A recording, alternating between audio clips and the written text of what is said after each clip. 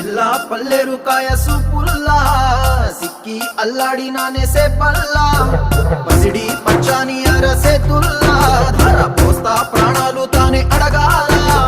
Sita